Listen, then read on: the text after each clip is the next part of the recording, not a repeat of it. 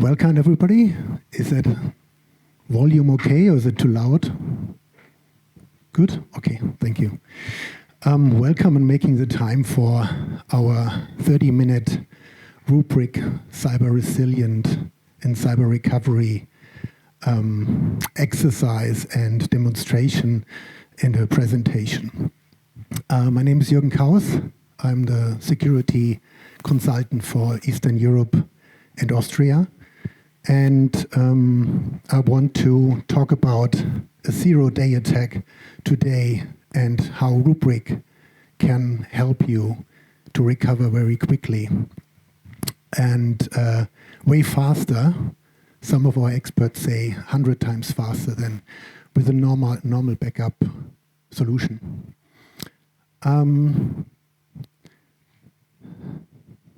So we have a team here, and first I want to mention Christian Putz from Rubrik. He's covering Eastern Europe, so he's the regional sales manager and covering from the Baltics down to Bulgaria, our region, and representing Rubrik in Eastern Europe. Then we have our regional director for Eastern Europe and Alpine, Gianluca Polterra. Thank you. And myself. So I'm covering that area from a technical point of view. And I have two goals. So one goal is that you take something with you you don't know, and you may be clearer on things you thought you know, and you maybe find a better way today what Rubrik and cyber resilience and cyber backup can be. So first of all, many people think backup and disaster recovery and cyber resilient and cyber recovery are the same. They're very two different things. A backup was designed to recover, to bring back a file, to back up a server and restore it, to do disaster recovery from one data center to another if you have a flooding or a fire. Cyber recovery involves more. So if someone is attacking you, they want to make sure you can't recover yourself. So they destroy the backup, they destroy identity, they destroy the infrastructure. And 90%, over 90% actually of the attackers, they go after your backups as well, that you can't recover and they can ransom you. So this is very, very important to understand that recovery, cyber recovery, is different to a disaster recovery. And zero day, that for, everybody knows that probably, but I just want to mention it to level set. Zero day is a vulnerability we do not know today. That means we can't protect us in a normal way.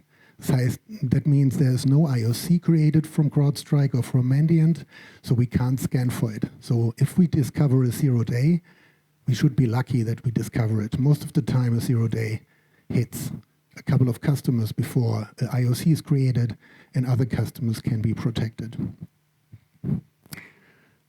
A week ago, I thought what kind of current story I should bring along. And I saw this from Marks and Spencer's. They were hit by a ransomware group known as the Scattered Spider.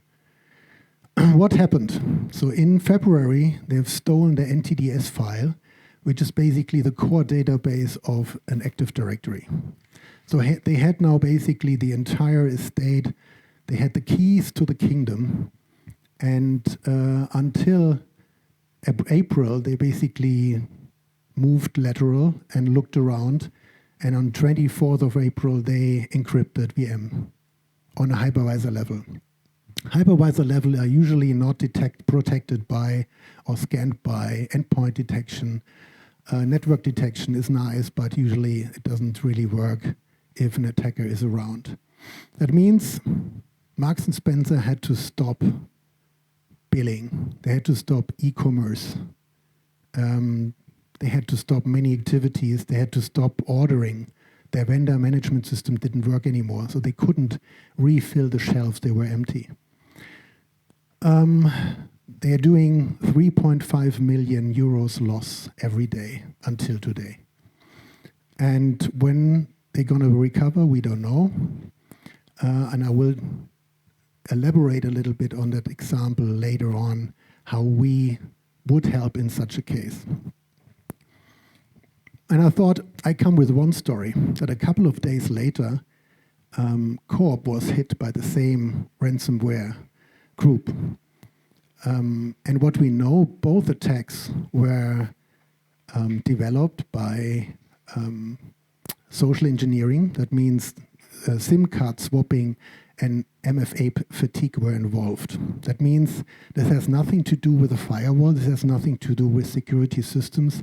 It's solely using humans to enter an environment and destroy an environment. This time they filed a message to the BBC because the customer was not responding to the ransomware letter, and they called themselves Dragon Force. Same kind of operation, and they're actually white labeling their service. That means they have customers. They probably task them to do things in their name. So it's an entire enterprise and industry, and that industry is as large, is the third largest industry in the world. If you take China and the US as the two largest industries as a country on GDP, the third largest industry is cybercrime and ransomware. So the third one in that row, another retailer from the UK, Harrods, got hit as the third victim of the same gang, of the same tactics, and they are down as well. These are other lists, famous examples of being hit by ransomware or intrusion, and many things in common. Sensitive data was hit or breached. Identity was the breach type in many ways, and this is typically what Marius said in the beginning this morning, that the brute force knocking on your door and trying to infiltrate or going from the outside into your network is very rare. Most of the time, it's identity, getting a user's credentials and then elevating privileges, or third party. So they use an attack vector which is known, and the customer might not think about it right now. They know they are Snowflake customers. They hope that they are not get hit. But usually that's the wrong assumption. Bad happened to National Public Data. That was a company holding over almost 3 billion records. They do background checks. So if I'm hiring with a new company and they want to do my background checks, once National Public Data was an agency doing this. So they were holding these kind of information and they were breached. They went bankrupt because of the lawsuits, not because of not being able to operate anymore. The lawsuits brought them down as a company. So what we stand for and what we achieved with many customers is to bring the recovery time of your essential infrastructure to the under 4-hour mark, 24-hour mark. Why 24 hours? 24 hours is a time, most of the time financial loss is still limited. 24 hours is a time where your board is not jumping up and down, and 24 hours is you probably not making it to the media. If you have recovered by that time, you can basically say, we are back on our feet. So 24 hours is really what we want to do and want to achieve. We achieved it with Barclays from the UK. They had a recovery time of way over 24 hours for their critical systems, and their regulator wanted to know that they can prove they can recover in 24 hours. So we used this as an exercise to help them to achieve the 24 hours for their critical systems, and we achieved it. So what does it mean for an environment? From the layer perspective, we have the security parameter and other parameters we want to protect. We know today, doesn't matter how much EDR and NDR and whatnot we have, they make it into our environment. And that's because we are open to the cloud, we are open to SaaS, we have vendors, we have software vendors, hardware vendors in our supply chain and interacting with us. So they get in. And they get in as well to the backup system. So if they hit, they try to hit the entire infrastructure. That disables us from getting back, doing our business. And if you can recover and make your backups resilient, you are able to bring the other stuff back to life. But it's not easy if you don't have the right tools and if you have not state-of-the-art and modern zero-trust architecture. So this is why Rubrik wants to achieve the 24-hour recovery time for everyone. And our founders had one thing in mind over 10 years ago. They thought, let's reinvent backup. Backup back then was only a software taking data, writing it back to storage, where it probably already was. These systems are open. Backup systems are usually the traditional ones. They are running on a hypervisor. Hypervisor, as we have seen with Marks and Spencer, they get encrypted. So even your backup system is down. To bring that back, we are around the 8-hour mark if you're lucky. So you spend 8 hours to recover this system to be able to bring back your real money-driven and access applications. So we need to go away from hypervisor, open protocols, and trust. This is a trust architecture, and we need to move to a zero-trust architecture. What they did with a couple of patents, they have built a new system. This is a hardware appliance running with Linux and an own file system. This is an append-only file system. There's no delete button or delete command in this box. So we make these backups immutable. And immutable means that nobody, not even an admin, can alter the data. So any data you move to this brick, we call it Rubrik, so like a stone, impossible to crack, stores that data. And we have things like a quorum. If someone wants to lead or to change anything, he can't change it or she can't change it by herself. So it needs quorum. The manager, other people need to say yes, and then you can change retention policy that you might delete something earlier than you originally intended to. Zero trust, so we enforce MFA. We use a time-based one-time password to limit access. This brick should not attend Active Directory nor SSO, because this can be compromised as well, and then you would have trouble with access. So we move the data in here, we move the software in here, and we put the metadata in here. So we index everything, we scan everything for IOCs and anomalies, and then basically that was fine until 2017. In 2017, one of our customers in Australia was hit with one of the first ransomware attacks, at least in Australia. And they called us and said, look, all my servers are down. We can't operate. How can I make sure that I recover the backups to a state where the malware wasn't deployed? So we helped them over days, weeks, to recover to the right clean point in time that their estate was functioning again. And out of this exercise, we created security software that runs as well in here. That's very important. So we determine the scope of the attack automatically. We scan the data, we determine the point of infection.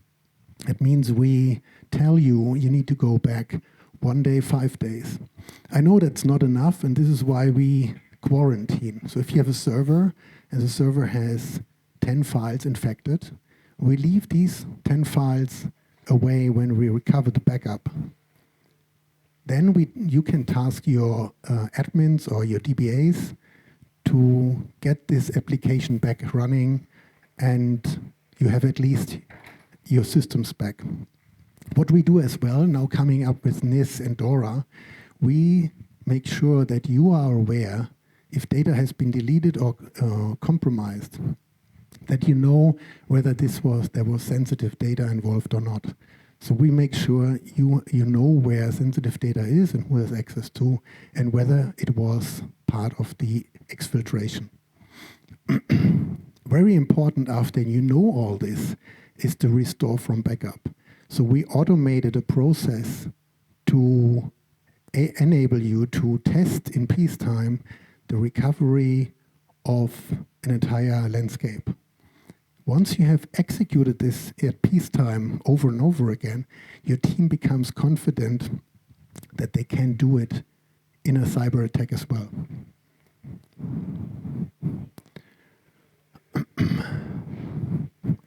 So what we can do in the data center, we can do as well for unstructured data. If you have a large scale of unstructured data, we do this on SaaS and M365. M365 is as well connected to Entra ID, so if someone compromises your Entra ID, you can't operate on M365 anymore. That means if you don't have a phone number of your colleague calling him in a ransomware attack, you have no means of communication. So this derails many companies already.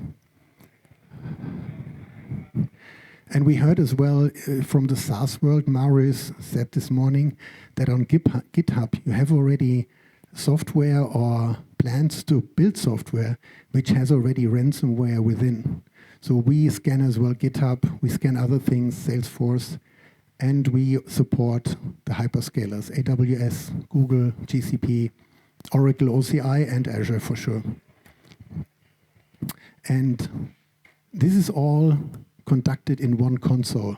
There are not many consoles, they don't make a difference. You can even recover things they are on-prem at the same time, which are in the cloud because they might be connected. And all the principles we put in place in SaaS, they adhere to what you have seen before. It's immutable. We have certain boundaries to protect your data and to enable you to recover it. In an environment that looks that way. So we have basically a storage, you have your appliance, physical server, databases, and we have this brick, and this brick is not affected by these attacks because we air gap it. That means we bring in physical and logical boundaries between our appliance and your infrastructure. So how does it unfold in an attack? So the attacker, as in the example of Marks and Spencer's, they infiltrate.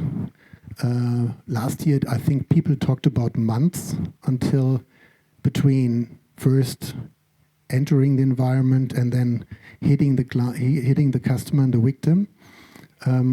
Couple of months ago, people talked about weeks, and we had an event with CrowdStrike 3 weeks ago, and they were talking about an event which took 51 seconds. So they got access, must have found what they are looking for or were trying to break a record, and they hit the victim in 51 seconds. So even an EDR, an NDR, or even we would detect something. There's actually no way you can counteract and save yourself from it. So they look around, they exfiltrate data, or they take what they need, then they encrypt, and then the clock is ticking. And then you need to find your last clean copy. If you do this manually, that can take hours, sometimes, most of the time days, sometimes weeks. And from here onwards, you have the brand damage, you have the cost, you have employees, and your infra team is running around. So you need to get these guys sleep and the best help possible. So this is why we support that process with tools.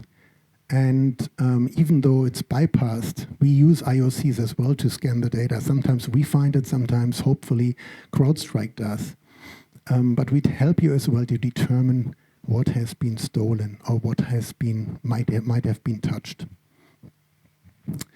Again, find the clean copy and then automate recovery. This is a really strong thing. We just finished a POC with a large client international organization, and they said this option here, this feature is mind-blowing. So we demonstrated it live, and we recovered 3 sets of infrastructure. So we do it with data vaults.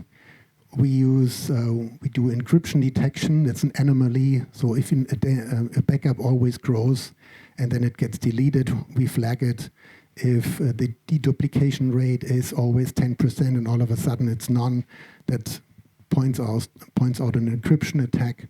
So all these stuff someone would do with a good mindset and scanning the data, but we do it automatically.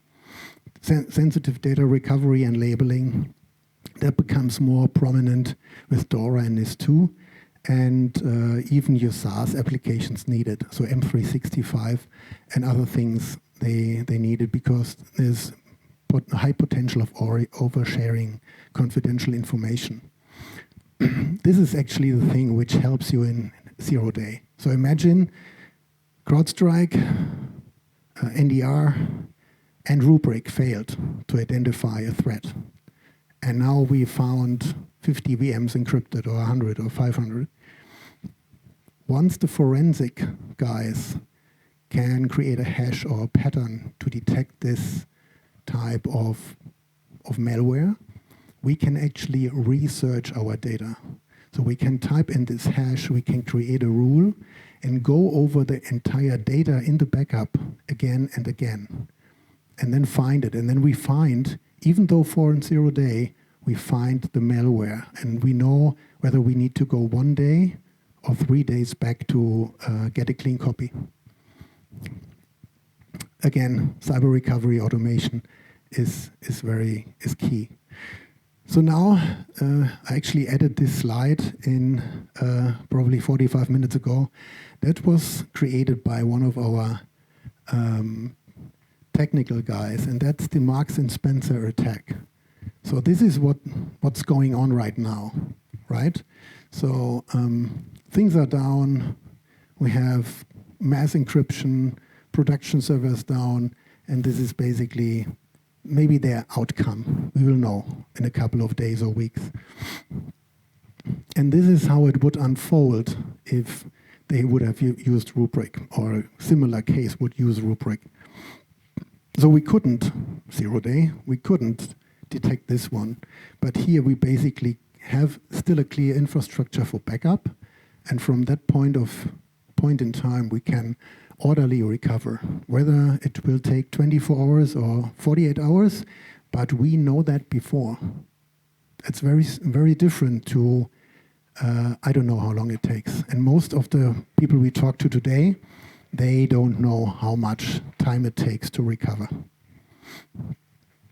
So this brings us to the 100 times faster. And 100 times faster is not data throughput. When I push the button, I want to return. It's the homework we need to do before the attack occurs. Immutable backups, knowing where the sensitive data is, protecting it, moving it, and then we have here a good chance of doing this job fairly fast. And if you get hit, we have a service for free, which is the ransomware response team. So 8 locations around the world, follow the SUN principle. You call us, and we talk you through. Hopefully none or some of us have only once a ransomware attack or a cyber attack. So these people, they help everyday customers going through this difficult time and double check with the customer's double checking with us whether the next actions are the right actions to do to recover from this event. And I hope that was a good takeaway, how holistic we do the loop of an attack and back to the recovery. Thank you very much.